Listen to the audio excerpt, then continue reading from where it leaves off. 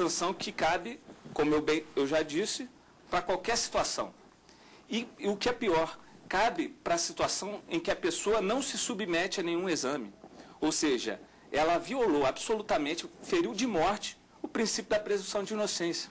E eu acho que tem outro detalhe também, que já existia uma lei anterior, e que essa lei anterior já tinha alguns limites. Então bastava você colocar Era uma lei razoável. Era uma lei razoável, uma lei que bastava você colocar em prática, aumentar a fiscalização. Isso, é que houve uma queda de número no primeiro momento, porque houve um aumento da fiscalização. A fiscalização que foi a responsável, não foi a lei. Não foi, é isso aí, não, foi a repressão, eu diria que foi a repressão da fiscalização. E talvez até a mídia comprou muito a história. A mídia comprou a história, e quando você coloca numa manchete de jornal entre a vida e um copo de cerveja, a comparação não há comparação, entendeu? Você vai ficar com a vida sempre, né?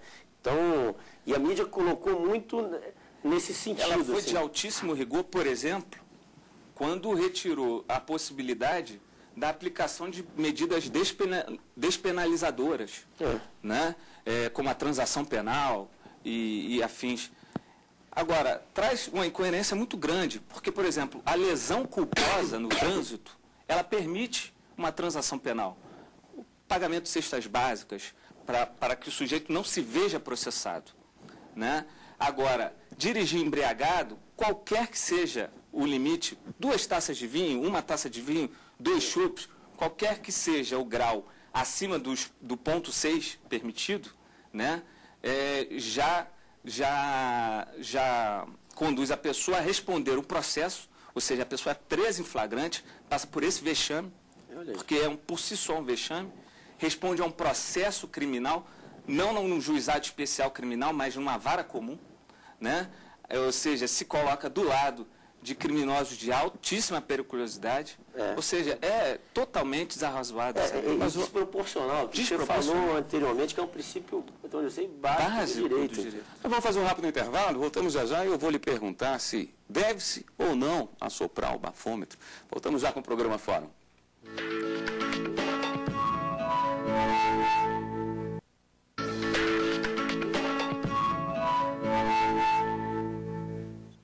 Estamos de volta com o programa Fórum. Lembrando que se você quiser participar com a gente, com críticas, sugestões de programas, você pode mandar seu e-mail para fórum@stf.jus.br.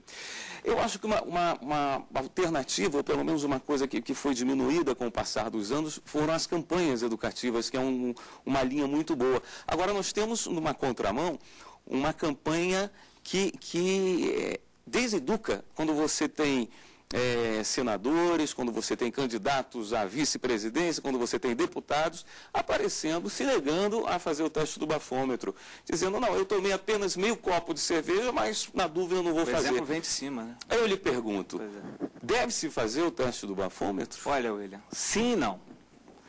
Deve-se fazer quando a pessoa tem a certeza de que ela não consumiu nenhuma bebida alcoólica, então ela deve fazer.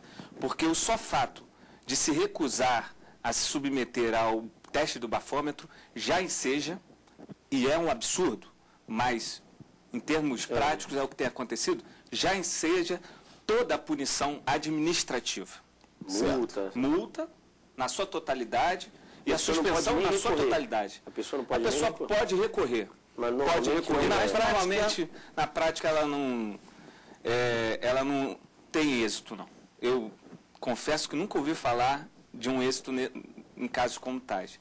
Agora, não deve soprar se ela tiver consumido. Eu estou respondendo da maneira mais pragmática, porque isso pode ter um desdobramento penal, que é muito mais severo do que a consequência administrativa. E essa obrigatoriedade de se submeter ao teste poderia estar na lei ou seria inconstitucional? É absolutamente inconstitucional. Muito embora alguns tribunais ainda estejam resistentes. Agora, é bem verdade que o STJ já se manifestou, agora, num HC, discutindo a matéria penal sobre a inconstitucionalidade de qualquer dispositivo que preveja uma obrigação de autoincriminação, né? O Brasil é signatário de 2 pactos internacionais sobre direitos humanos que também assentam que ninguém é obrigado a depor contra si, ninguém é obrigado a produzir prova contra si. Bom, se ninguém é obrigado a produzir prova contra si, como poderia suportar uma penalidade por conta dessa negativa? Agora, há uma previsão de um exame clínico, não é? Sim. O exame clínico, ele é até possível, ele é até admitido quando ele não é invasivo. Quando ele não é invasivo ou quando ele não coage, quando ele não traz o cidadão a andar em linha reta, porque se o cidadão se negar, ele tem o direito de manter essa negativa e não sofrer nenhuma consequência. Agora, bem da verdade, a gente tem visto que no âmbito administrativo a penalidade vem com toda a força. E eu acho que o detalhe da lei também é que o bafômetro é feito se o fiscal, o policial, percebe alguma alteração no estado da pessoa. Pois é. Agora, não é o que tem acontecido na prática, né? A gente tem relatos que as pessoas estão tranquilas, não apresentam nenhum sinal de embriaguez ou de qualquer outra coisa, mas mesmo assim o policial faz a pessoa descer do carro, passar pelo constrangimento de soprar um bafômetro, essa coisa toda, então o Código de Trânsito brasileiro, ele fala quando traz essa absurda obrigatoriedade, ele fala de que essa obrigatoriedade se estende a todos os casos em que a pessoa se envolva no acidente de trânsito, em todos, e nos casos em que se suspeite que aquela pessoa tenha ingerido bebida alcoólica ou outras substâncias entorpecentes ou coisa que o valha. Não é o que a gente vê na prática. O que a gente vê é uma parada por amostragem e que todo cidadão é convidado a fazer o teste de bafômetro.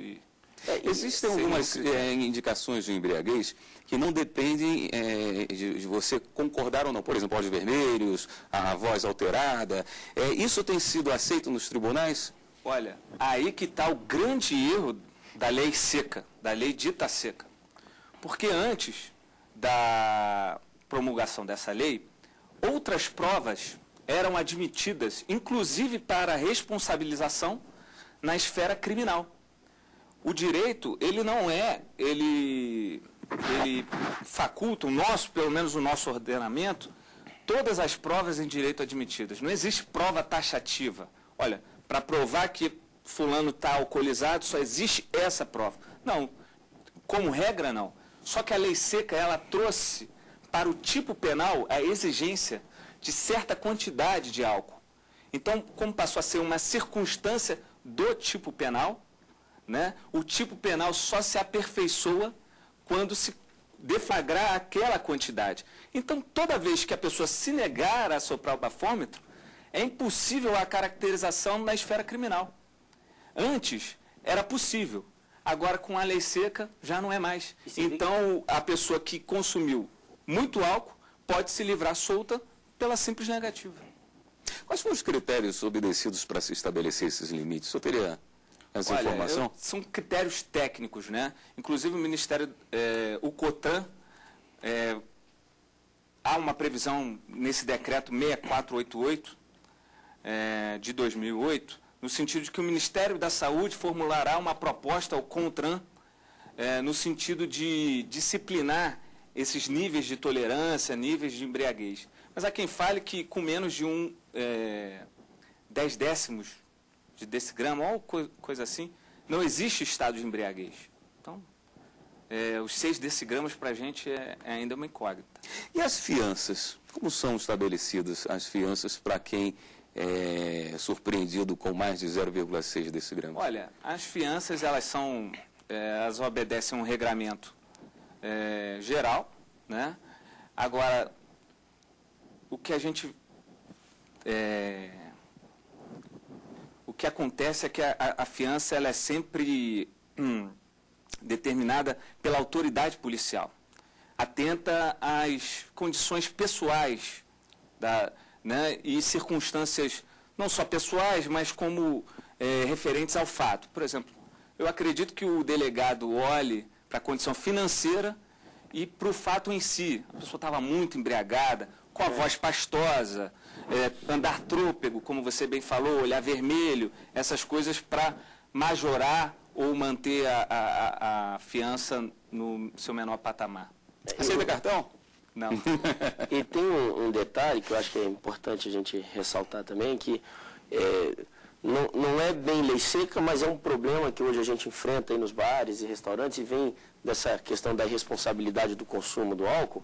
Hoje em dia você tem um problema muito sério acontecendo no país, que é a quantidade de policiais armados bebendo dentro das boates, dos bares e dos restaurantes. Os policiais se utilizam da prerrogativa de... Estou a trabalho, entra sem pagar. Trabalho, dá uma bela de uma carteirada. Uma condição diferenciada por fora da fila. Bebe horrores com a arma na cintura. Então, nós hoje estamos correndo risco de vida. Isso é um alerta para a população.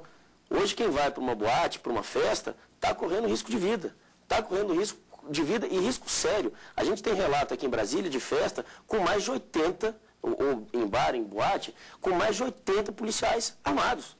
Numa casa que cabem 400 pessoas, 500 pessoas. Você tem ali 80 policiais, é mais de 10% das pessoas que estão ali com uma arma e bebendo assim, de saírem carregados. A gente tem, e a gente vai divulgar isso, nós temos vídeo com policiais embriagados, com arma na cintura, vomitando, banheiro. A população aprovou a lei seca, Jaime? Você acha que ela foi bem aceita? Ou desceu goela abaixo? Com perdão Não, ela desceu goela abaixo. Eu faço uma comparação do atravessar na faixa em Brasília. Atravessar na faixa em Brasília é sinônimo de orgulho para o brasileiro. O brasileiro sai de Brasília e vai em qualquer lugar e diz assim, pô, eu tenho orgulho na minha cidade, as pessoas param na faixa, a gente respeita o pedestre. Então, essa é uma lei que eu diria que pegou... Mas pela fiscalização também, né? Ao lado de cada faixa de pedestre tinha alguém dando uma multa. Nos primeiros meses não teve multa. Teve um período de transição que foi a mesma história com o uso de segurança, cinto de segurança. Não sei se você vai se lembrar, quando o cinto de segurança também passou a ser obrigatório, o primeiro momento você era parado, isso ainda foi, se eu não me engano, no governo Cristóvão, você era parado pelos agentes do Detran, e se você estava sem cinto e tal, entregavam para você uma cartilha. Mas a lei seca não teve um período de blitz educativa? Nada. A lei seca começou no dia seguinte, 40% dos bares perderam o faturamento, e ela já veio...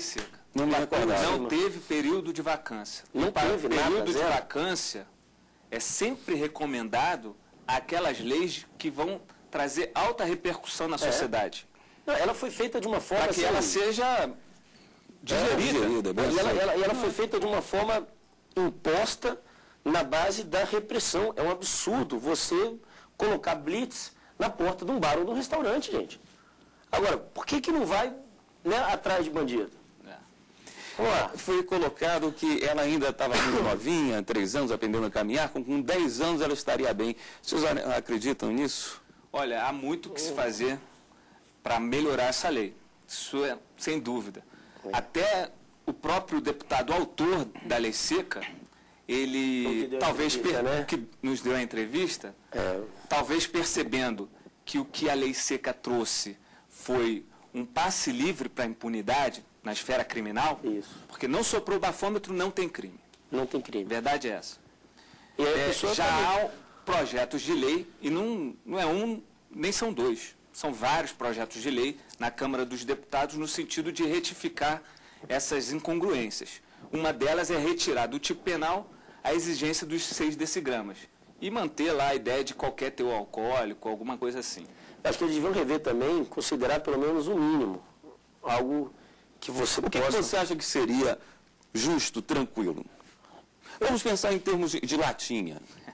3 latinhas, hoje você já seria preso. 3 latinhas você acha... Não, uma latinha hoje já seria preso, né? Olha, uma latinha dificilmente seria preso.